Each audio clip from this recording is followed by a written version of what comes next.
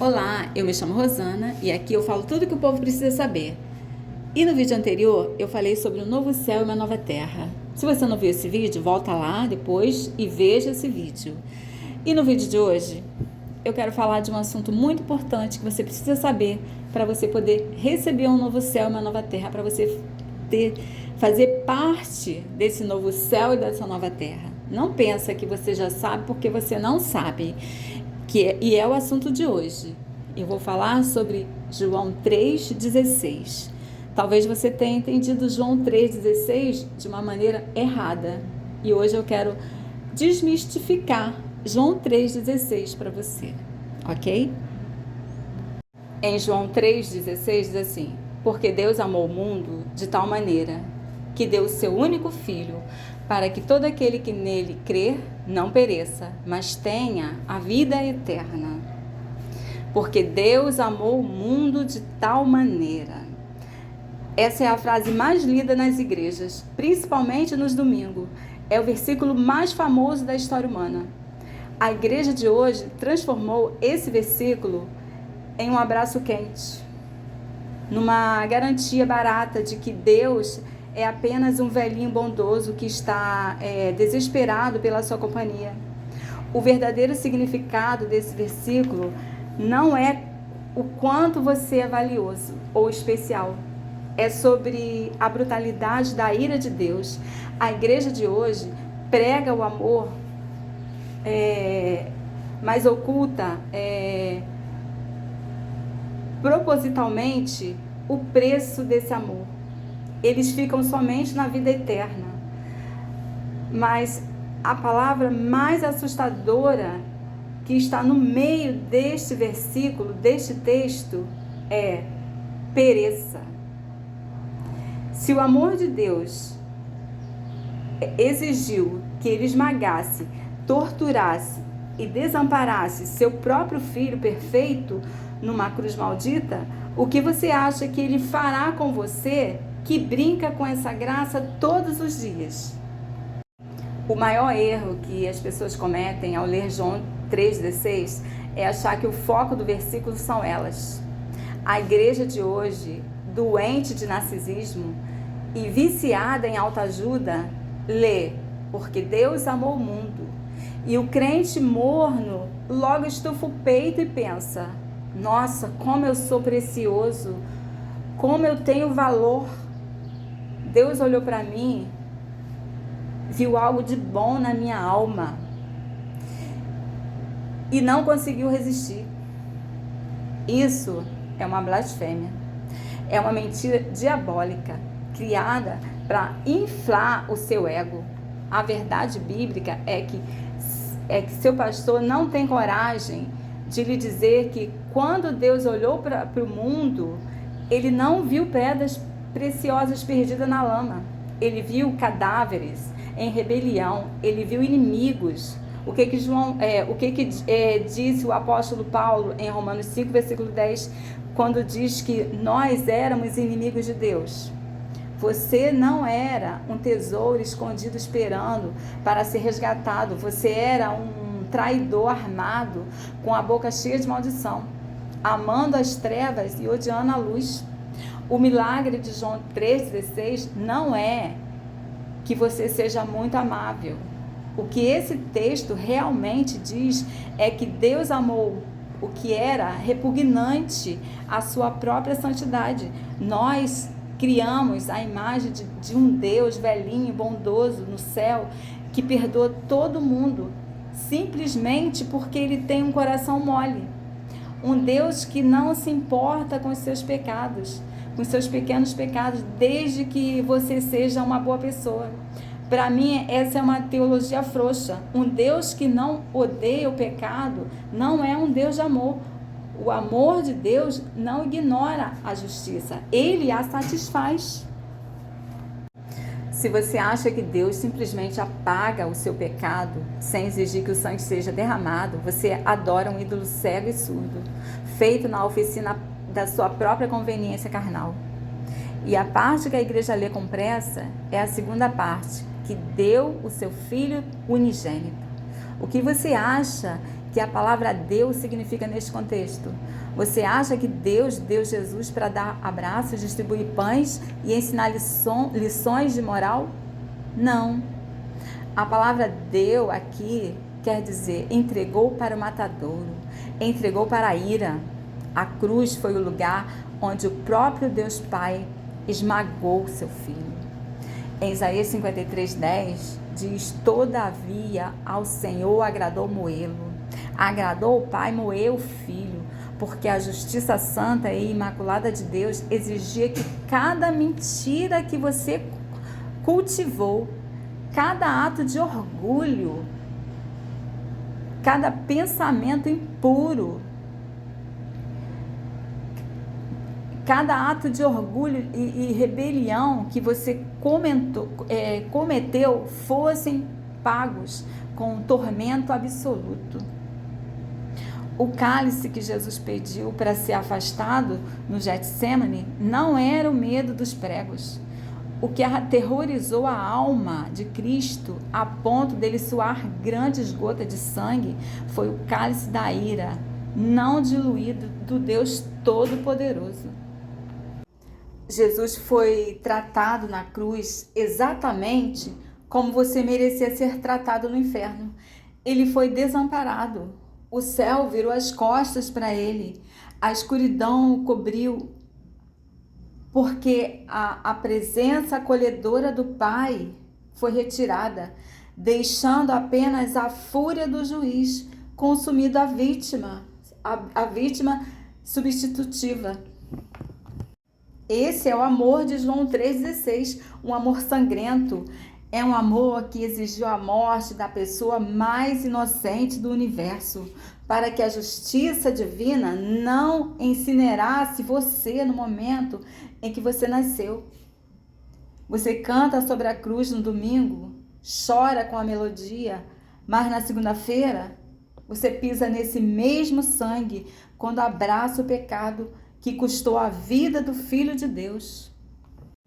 Você trata a graça como se ela fosse barata, porque você não entendeu o tamanho da ira que caiu sobre aquele madeiro. Se Deus não poupou o seu próprio Filho perfeito quando a culpa dos nossos pecados foi colocada sobre ele, o que faz você pensar que ele vai poupar você que peca de propósito e usa a graça como desculpa? E tem ainda uma palavra no meio da frase que seu pastor lê com pressa. Ele pula por cima dela rapidamente para chegar logo na parte da vida eterna. A palavra é pereça, para que todo aquele que nele crê não pereça. Preste atenção nessa palavra, perecer. As igrejas de hoje ensinam: se você não aceitar Jesus, você vai apenas perder uma oportunidade maravilhosa. Eles pintam o inferno como uma espécie de ausência de Deus, um lugar escuro e meio chato, uma separação espiritual abstrata. Mas João 3,16 não usa a palavra perder, ele usa a palavra perecer. Isso não significa deixar de existir. Ela significa destruição total, ruína absoluta, miséria contínua e consciente, debaixo da ira do Todo-Poderoso. A prova do amor de Deus não é que ele vai lhe dar uma mansão no céu ou resolver os seus problemas financeiros. A prova do seu amor e o tamanho do abismo do qual ele está tentando arrancar sua alma é muito maior. Mas as igrejas de hoje perderam o medo desse amor. Se você não acredita na ira eterna de Deus, você não tem motivos para agradecer pelo amor de Deus. Aquele que diminuiu o inferno, diminuiu a cruz. Se o perigo da condenação não era real e aterrorizante, então o resgate de Cristo não passou de um exagerado teatro. No versículo 18 diz algo que ninguém quer ouvir. Quem não crê já está condenado. Você não vai ser julgado no futuro para ver se você vai para o inferno. Você já nasceu com a passagem comprada e sentado no banco dos réus, com a corda no pescoço. A condenação já é seu estado natural por causa do pecado. A igreja de hoje acha que crer é levantar a mão num apelo de domingo ao som de uma música triste. Você crê em Deus? Fazes bem. Até o diabo crê e treme. Está lá em Tiago. Os demônios tremem de pavor. Você, por outro lado, diz que crê, mas não treme. Você peca e nem fica vermelho de vergonha. Crer é ser lançado, é se lançar todo, se lançar todo o peso da sua alma suja sobre a obra de Cristo. Se você diz que crê, mas continua amando o mundo, assistindo o que o mundo assiste, rindo da impureza que o mundo ri, e praticamente o que o mundo pratica, escondido na madrugada, a sua fé é uma fraude asquerosa. O crente morno é o pior tipo de iludido que existe na face da terra. Ele acha que, aceitando Jesus aos 10 anos de idade, adquiriu uma apólice de seguro vitalícia contra o inferno. Ele vive como o diabo de segunda a sábado, mas no domingo recita João 3,16 como se fosse um mantra de proteção mística. A igreja te anestesiou e no final você pensa que Deus vai entender suas fraquezas carnais. Mas o juiz de toda a terra não faz acordos com a carne. Se o sangue do Filho não estiver cobrindo a sua alma de forma real, o que só é provado por uma vida de obediência e ódio visceral pelo pecado, o amor de João 3,16 não vai salvar você. Pelo contrário, ele será a maior testemunha de acusação contra você no dia do juízo final. E ainda tem um segredo na palavra mais repetida do versículo: porque Deus amou o mundo. Quando o crente morno ouve a palavra mundo, o que ele imagina?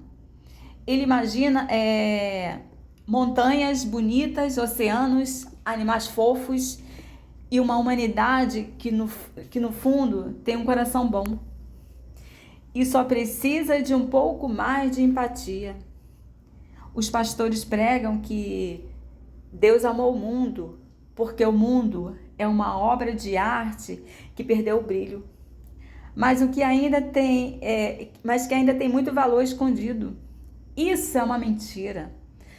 O que o apóstolo João realmente quis dizer quando usava a palavra mundo, o cosmo, no Evangelho de João, o mundo não é o planeta físico. O mundo é o sistema global, perfeitamente organizado, invisível e satânico, que existe com um único propósito: odiar, rejeitar e tentar destruir a santidade de Deus, onde a humanidade inteira se uniu para cuspir na cara do Criador.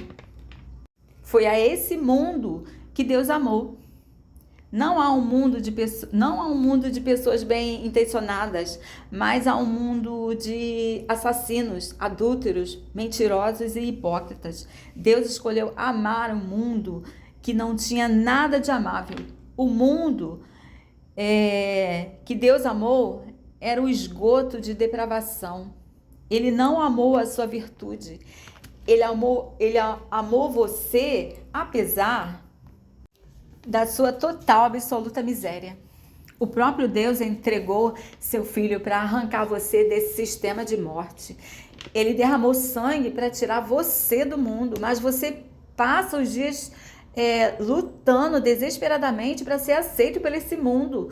Você diz que creu no sacrifício de Jesus, mas o seu maior sonho é ter o sucesso que o mundo aplaude. Você diz que foi comprado por sangue, mas dá risada das mesmas piadas sujas que o mundo ri. Você passa horas alimentando a sua luxúria, a sua inveja, o seu ego. com a mesma dieta que alimenta os ímpios. Você quer ser popular, você quer o conforto do sistema. Em Tiago 4 diz: adúlteros e adúlteras, não sabeis que a amizade do mundo é inimizade contra Deus? Portanto, qualquer que quiser ser amigo do mundo constitui-se inimigo de Deus. Você tenta servir a dois senhores. No domingo você levanta as mãos e canta sobre a cruz, mas na segunda-feira tem vergonha de dobrar seus joelhos ou de se posicionar contra o pecado no seu ambiente de trabalho. O crente que flerta com o mundo está, na verdade, beijando o rosto do assassino de Jesus. A igreja não está atraindo o mundo, é o mundo que está engolindo a igreja. Vocês transformaram o templo de Deus numa balada evangélica, porque vocês têm pavor de serem rejeitados pelo sistema, o mesmo sistema que assassinou o seu Senhor. Se o mundo gosta de você, ou se você se sente bem nas rodas de conversas do seu trabalho rodeado de ímpios, ou se sua vida não incomoda, o amor de João 3,16 não está em você. O crente morno, quando ouve a frase mas tem a vida eterna, ele aplaude de pé. Ele acredita que a vida eterna é apenas uma extensão dessa vida terrena, só que sem as partes ruins. O crente morno é apaixonado pela ideia do céu, mas ele odeia o dono do céu. Pergunte para você mesmo: se você pudesse ter o céu com as ruas de ouro, sem doenças, com todas as suas vontades atendidas, mas Jesus Cristo não estivesse lá, você ainda assim iria querer ir? Para 90% dos crentes mornos, a resposta honesta, escondida no fundo do coração, seria sim, porque eles amam não é o Salvador. O que eles amam são os benefícios. Eles usam Jesus como um bilhete VIP para escapar do inferno. Sabe qual é a loucura do crente carnal? Um homem que não tem prazer na santidade aqui na terra faria do céu seu próprio inferno. O que um homem puro, que ama os prazeres sujos do mundo, faria no céu? Ele ficaria cego pela pureza absoluta de Deus e imploraria para ser lançado no abismo, apenas para escapar da luz insuportável da santidade. A vida eterna não é sobreviver para sempre. O diabo também vai viver para sempre, mas no lago de fogo. A vida eterna não é sobre duração de tempo, é sobre a natureza dessa vida. O próprio Jesus definiu o que é a vida eterna em João 17, versículo 3. E a vida eterna é esta: que te conheçam a ti só por único Deus verdadeiro, e a Jesus Cristo, a quem enviaste. Vida eterna é intimidade com Deus, é intimidade com a santidade de Deus. Vida eterna é ter o caráter de Cristo sendo forjado em você a ferro e fogo. E tem um detalhe: a vida eterna não começa quando você morre. Ela começa no exato segundo em que você se arrepende de verdade. Mas como você pode dizer que tem a vida eterna pulsando dentro de você se você foge da presença de Deus durante a semana? Se você acha um tédio ler a Bíblia por 15 segundos, por 15 minutos. Se a oração é um peso insuportável na sua rotina. Como você ousa dizer que quer passar a eternidade na presença do Deus vivo? O céu é um culto de adoração eterna àquele que foi imolado. Você não pode adicionar a vida eterna à sua vida de pecado. Para que a vida de Cristo habite em você, a sua velha vida carnal tem que ser executada. A vida eterna exige que o egoísmo, a luxúria, o orgulho, o amor por esse mundo sujo, sejam pregados na mesma cruz onde o Filho de Deus sangrou. Você quer a coroa de ouro, mas você tem pavor da coroa de espinho. Você quer o túmulo vazio da ressurreição, mas se recusa a subir o Monte Gólgota para ser crucificado. O amor de João 3,16 oferece vida eterna, sim, mas o preço é a sua morte absoluta para si mesmo. Se você vive para suas próprias vontades, a vida eterna não está em você. O que está em você é a morte disfarçada com roupas de domingo. Eles dizem: venham como você está e continue como você está. Essa é uma mentira diabólica. A porta da graça é larga o suficiente para receber o mais sujo dos pecadores, mas ela é estreita demais para admitir um único pecado. A expressão todo aquele não é uma garantia que você está dentro. Em Mateus 22, na parábola das bodas, o rei dá uma grande festa para seu filho. Os convidados originais recusam o convite. Então o rei manda os seus servos irem pelas ruas e trazerem todos os que encontrarem, bons e maus. A igreja se enche. O salão está lotado. Aparentemente, o todo aquele funcionou. A festa está rolando, a música está tocando e todo mundo está feliz. Mas então o rei entra no salão. Ele não olha para a multidão, ele olha para os indivíduos. E ele vê um homem que aceitou o convite, que estava dentro da festa, que comeu da comida do rei, mas que não estava vestido com a veste nupcial. O homem entrou na graça, mas recusou a santidade que a graça exige. Ele queria os benefícios do banquete, mas não queria se submeter às regras do reino. Sabe o que o rei fez com aquele homem que se achava seguro no meio da multidão? Ele não deu um abraço nele. Ele não disse: tudo bem, eu amo o mundo, você é especial.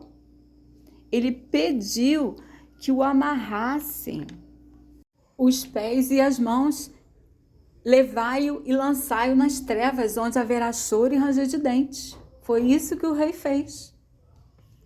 Esse homem é o retrato encarnado e esculpido do crente morno de hoje.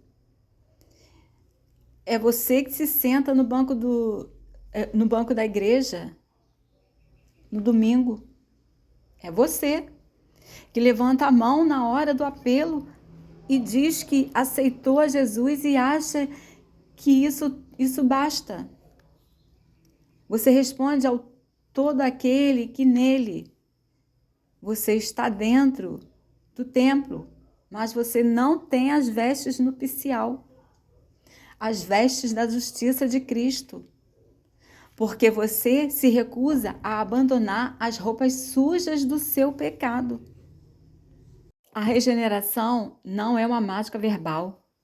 Se o seu coração não foi rasgado ao meio pela convicção do pecado, se você não sente nojo pela sua própria carne, se você não tem um desejo violento por obediência e santidade, a sua oração foi um barulho vazio que o teto da igreja absorveu. Você pode estar no meio da festa, você pode ter o cargo, o microfone, o título e a aprovação de um pastor. Mas o rei está passando pelo salão agora mesmo. Os olhos dele, que são como chamas de fogo, estão olhando para as suas vestes. E a pergunta que o inferno torce para que você ignore hoje é essa: no dia em que o rei confrontar a sua hipocrisia, você terá uma defesa real Ou ficará emudecido, paralisado de terror, exatamente como o homem da parábola, antes de ser arrastado para as trevas? O juiz já está às portas, o relógio da sua vida está correndo, e o teatro moderno que você chama de igreja vai se fechar. Está prestes a fechar as cortinas para sempre. Chegará o dia, e ele está muito mais perto do que o seu coração carnal consegue conceber, em que a música vai parar, as luzes do palco vão se apagar. O seu pastor motivacional não estará lá para passar a mão na sua cabeça. Não haverá neblina artificial. Não haverá palmas. Não haverá um grupo de jovens para fazer com que você se sinta incluído e seguro na sua superficialidade momentânea. Nesse dia, o universo estará inteiro olhando para você. E eles vão silenciar. E sobrarão apenas duas pessoas: você e o Deus Todo-Poderoso, o juiz de toda a terra. Imagine o terror desse momento. Imagine estar diante do trono de glória, despido de todos os seus títulos terrenos e tentando usar João 3,16 em sua defesa. Imagine olhar para o Cristo glorificado com os olhos como chama de fogo e dizer: mas Senhor, o Senhor amou o mundo, o Senhor deu o seu Filho, eu acreditei nisso. E o juiz, com uma voz que fez os fundamentos da terra tremerem, olhará para as suas vestes sujas e manchadas pelo mundanismo, para o seu egoísmo intacto, para a sua vida que nunca teve um pingo de santidade ou renúncia, e responderá: eu amei o mundo e entreguei o meu filho para que seu orgulho fosse crucificado com ele. Mas onde estão as marcas da sua crucificação? Você quis a minha coroa, mas rejeitou a minha cruz. Você usou o meu sangue como licença para pecar. Eu nunca conheci você. Ele vai dizer o que Jesus disse em Mateus 7, versículo 23. Apartai-vos de mim, vós que praticais a iniquidade. Ou ele também vai dizer, Mateus 25, versículo 41. Apartai-vos de mim, maldito, para o fogo eterno. Você vai querer ouvir isso? Apartai-vos de mim, vós que praticais a iniquidade? Ou maldito? Você vai querer ouvir isso? Ou preferirá ouvir Mateus 25, 34, que diz: então o rei, ao que estiverem à sua direita, dirá: vinde, benditos do meu Pai. Possuí por herança o reino que vos está preparado desde a fundação do mundo. Qual que você vai preferir ouvir? Apartai-vos de mim ou vinde benditos? Por enquanto, a porta da graça está aberta. Jesus está com a mão para a humanidade e a outra mão ele está segurando a ira de Deus. Mas vai ter uma hora que ele vai tirar a sua mão e Deus vai derramar a sua ira sobre a humanidade. Então, pense bem Veja e reveja seus conceitos e procure viver uma vida digna do reino. E aqui eu termino os episódios do Fim dos Tempos. Se você gosta desse tipo de conteúdo, deixe seu like e compartilhe para que chegue a mais pessoas.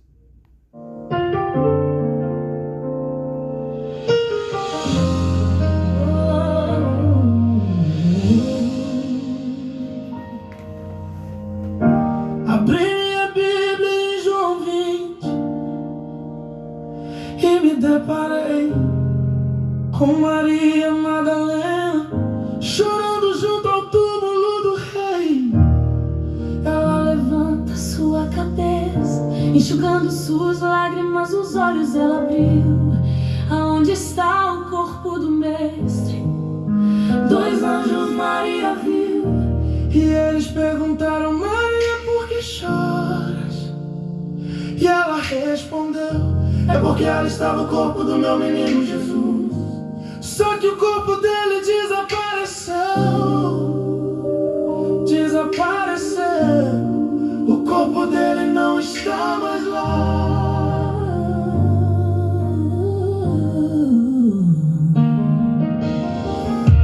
Então Maria se volta pra trás, creio eu, já disposta a ir embora.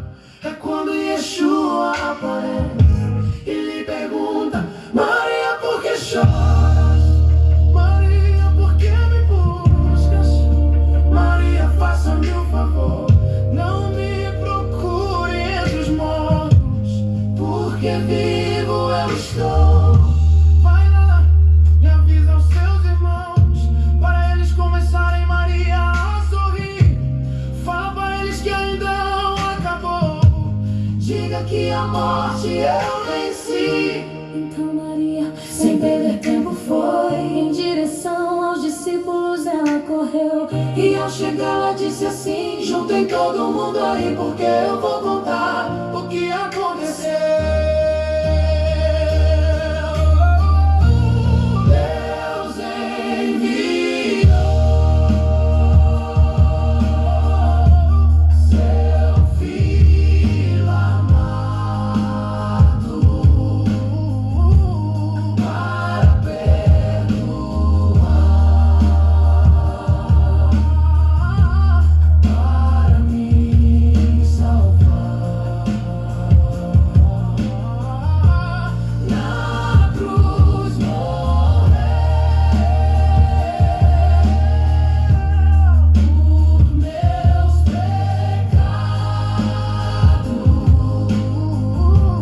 mas ressurgiu e vivo com o Pai está.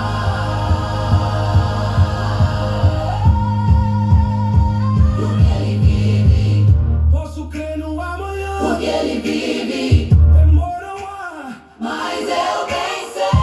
Eu sei que a minha vida está nas mãos do meu Jesus, que vivo está.